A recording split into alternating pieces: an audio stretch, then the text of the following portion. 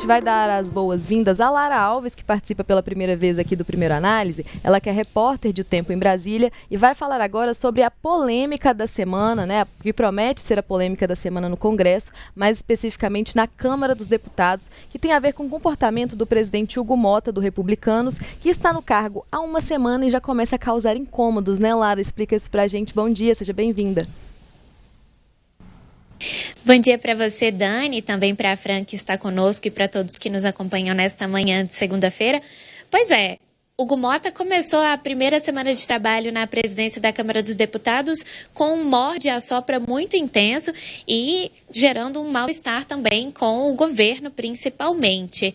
Na semana passada, ele deu várias entrevistas e uma delas, que talvez tenha sido a mais importante, foi para uma rádio da Paraíba na sexta-feira à tarde.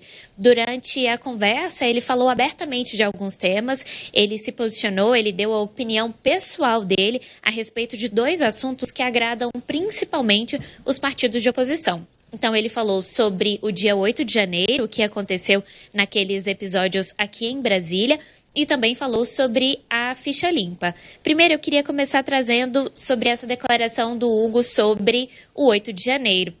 Na ocasião, ele defendeu que as pessoas que cometeram crimes, que cometeram atos de vandalismo aqui em Brasília, nas invasões nos prédios públicos, fossem de fato punidas, mas ele criticou um pouco essas punições e disse abertamente que para ele, na avaliação dele, não houve tentativa de golpe, que para isso seria necessário um líder, seria necessário participação das Forças Armadas, das instituições e um compromisso, uma movimentação geral para que de fato houvesse um golpe de Estado.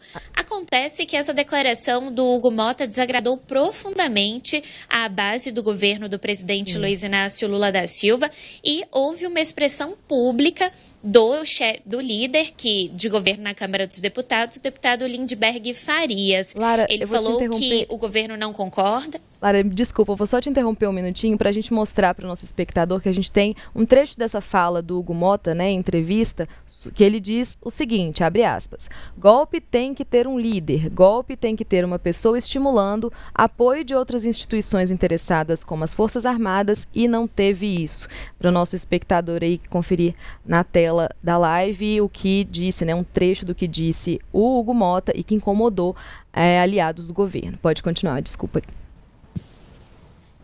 Exatamente, Dani. E essa foi a primeira vez que o Hugo Mota deu a opinião dele publicamente sobre o que ele pensava a respeito do ocorrido do 8 de janeiro. Durante toda a campanha, ele não tratou disso, ele não falou isso nas muitas reuniões que aconteceram com deputados da base, também com o próprio presidente Lula e com ministros da articulação política do governo.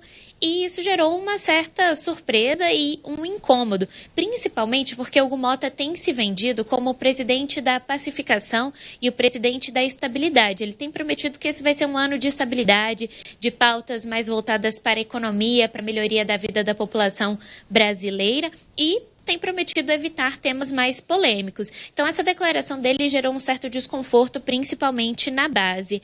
Mas, ao mesmo tempo, também nessa entrevista, ele disse que não pautaria, na verdade, ele deu a entender que não pautaria um impeachment do presidente Lula. Ele disse que não é o melhor caminho, que o impeachment geraria muita instabilidade para o país. Então, o Hugo Mota vem nesse movimento de morde-a-sopra o tempo inteiro, tanto para a oposição quanto para o governo. Mas, é verdade, a oposição tem se animado muito mais que o governo com as declarações desse novo presidente da Câmara dos Deputados. Um ponto importante é que o Hugo Mota se encontra hoje em um evento público com o presidente Lula. Vai ser o primeiro encontro dos dois depois desse mal-estar generalizado e a gente vai precisar observar como o Hugo Mota e também o presidente Lula vão se comportar em relação a essas declarações. O presidente Lula tem esse histórico de dar algumas alfinetadas, algumas indiretas, então a gente precisa ver como é que vai ser isso nesse evento que acontece hoje às 16h aqui em Brasília.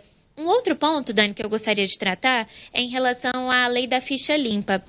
A oposição tem se movimentado bastante nas últimas semanas para uma alteração da lei da ficha limpa que possa beneficiar Jair Bolsonaro na eleição de 2026. Essa é uma cartada muito importante para a direita, principalmente para o PL, que sonha em ter Bolsonaro, hoje inelegível, como candidato da direita na eleição de 2026. Hugo Mota deu uma sinalização muito clara, favorável a mudanças na lei da ficha limpa. Ele disse também durante essa entrevista e também em outras ocasiões que 8 anos é um período de inelegibilidade muito grande para a política, principalmente tendo em vista que a gente tem eleições a cada 2 anos. Sim. Então ele sugeriu uma redução desse prazo de inelegibilidade. E isso pode beneficiar Bolsonaro, animou bastante a direita. Os deputados têm tido uma conduta bastante efusiva nos últimos dias diante dessas declarações recentes do presidente da Câmara.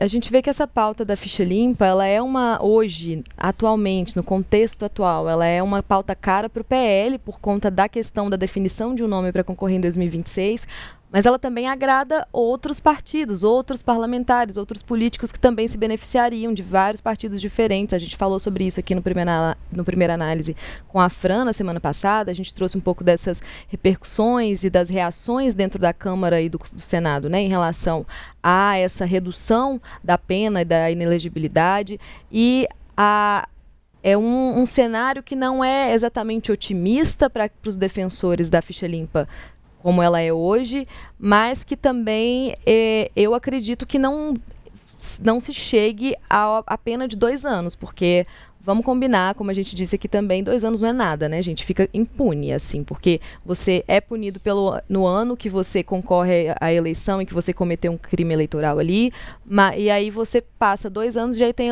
outra eleição. A próxima eleição você pode concorrer de novo. Então, assim, acaba que, na prática, você tira é uma lei que favorece uma impunidade, né? Assim, que favorece justamente o que a lei da ficha limpa veio para combater, que são os crimes dentro da política, que são pessoas condenadas, criminosas dentro da política. Então, assim, para a população não são novidades positivas, né? Mas para os políticos a movimentação ela beneficia muita gente, então fica aí esse receio, né, de que essa lei realmente passe. Fran, eu queria te ouvir um pouco também sobre essa questão e sobre, acho que também para a gente falar, Fran e Lara, sobre essas pautas que têm incomodado o governo, que já não são de hoje, né? Não é só de Hugo Mota.